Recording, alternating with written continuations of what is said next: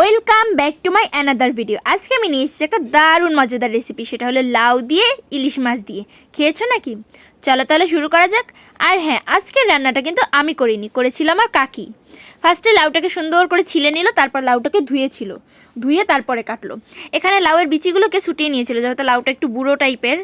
বিচিটা কিন্তু ফেলানো যাবে না, বিচিটা দিয়ে তারপরের দিন একটা দারুণ ভর্তার রেসিপি হবে। যদি ভর্তার রেসিপিটা চাও কমেন্ট করো, আমি দিয়ে দেবো। লাউটা কাটা হয়ে গেছে, এখন আমি ইলিশ মাছটা কেটে নেব। কাটা হয়ে গেলে ইলিশ মাছটা ধোয়া হয়ে গেল। এদিকে আমি তেলে দিয়ে দেবো পেঁয়াজ আর রসুন বাটা, দিয়ে কিছুক্ষণ নাড়াচাড়া করে ওর ভিতরে দিয়ে দেবো কয়েকটা কাঁচামরিচ, দিয়ে আর একটু নাড়াচাড়া করে ওর ভিতরে দিয়ে দেবো একটুখানি লবণ, দিয়ে দেবো হলুদের গুঁড়ো, মরিচের গুঁড়ো আর একটুখানি পানি, দিয়ে মশলাটাকে আমি ভালো করে কষিয়ে নেব।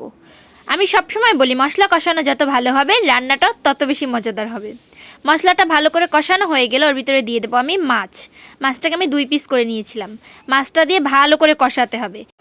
আমার ভিডিওগুলো যদি তোমার কাছে ভালো লাগে তাহলে বেশি বেশি করে লাইক, কমেন্ট, সাবস্ক্রাইব, ফলো সব কিছু করে রাখো, তাহলে এরকম ভালো ভালো ভিডিও সবসময় পাবে।